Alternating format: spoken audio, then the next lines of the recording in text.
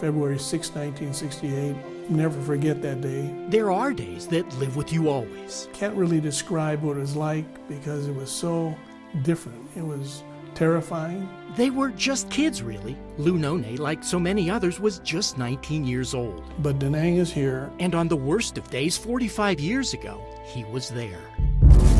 They told us to never leave anybody behind. Young Marines, the best of the best, locked in the worst of the worst battles. It was the Tet Offensive.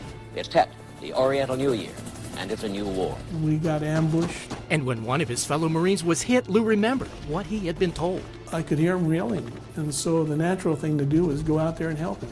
Under fire, he helped to save that Marine's life, but he couldn't save himself. And just as I helped the other fellow put him down is when I was shot. And in the chaos of a firefight, his life was seemingly slipping away. Corman, I remember him, my head being placed between his knees, and he was looking down at me and telling others, oh, this man ain't gonna make it. Somehow Lou did, but his life was forever changed. I was just in the prime of being a young man when, excuse me, Dad.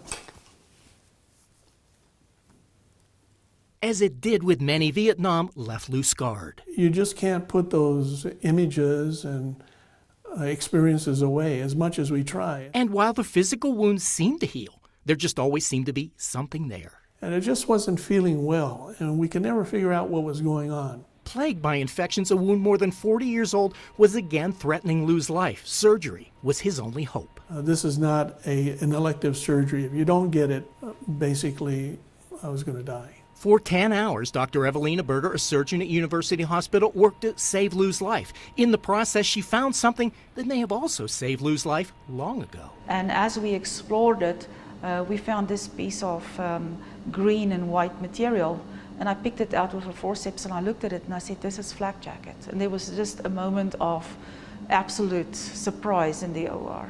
Couldn't believe it. We actually kept it in a little bottle for him because I thought that this is such an amazing find. And I also thought it would give him some psychological closure to know why he has suffered so long. And when we saw this and remnants of that flak jacket, it just came to make so much sense why I had been so sick for so many years. Making sense of that day, February 6, 1968, is not easy. He still carries with him the names of those lost. 1, 2, 3, 4, 5, 6, 7, 8, 9, 10, 11, 12. But carrying with him another reminder has put to rest, finally, the physical wounds of war. That helped me a lot to at least understand what was happening to me. This is Dave Delosier, 9 News.